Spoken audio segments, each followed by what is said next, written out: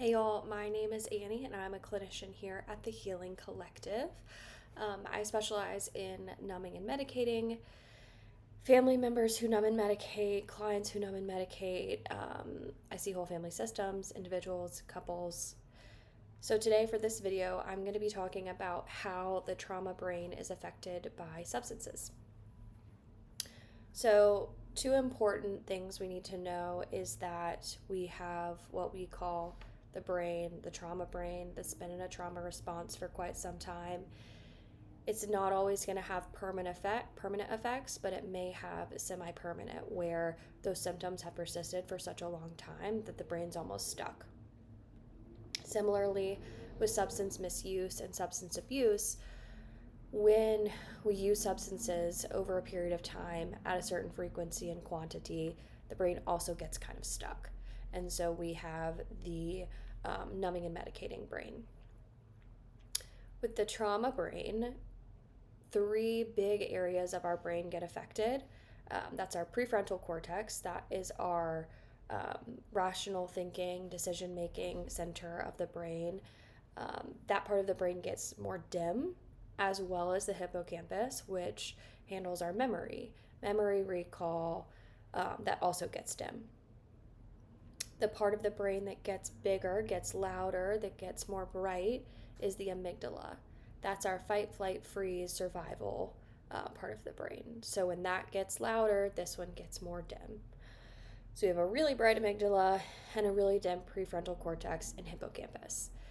That's not awesome for our daily functioning because we can't differentiate danger in past, present, future.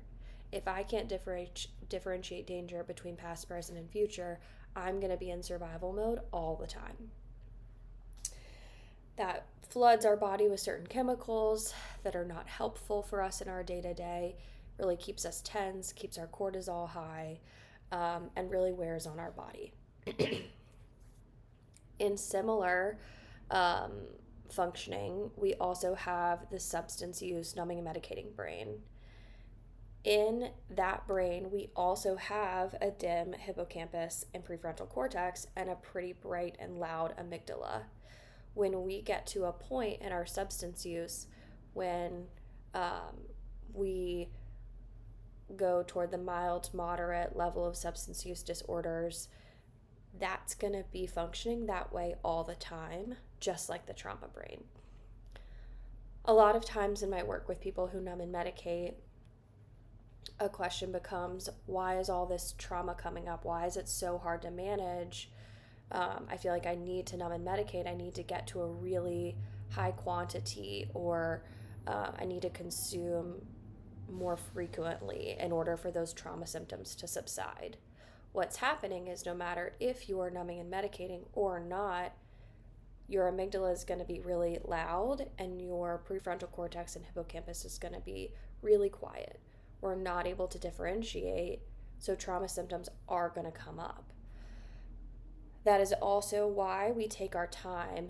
If we have severe substance abuse, misuse, then we're going to need our brain to defrost a little bit. We're going to need our brain to go back from this to this, where we can understand what danger is in front of us. We can understand rational fear. We can have memory recall in a safe and stable way.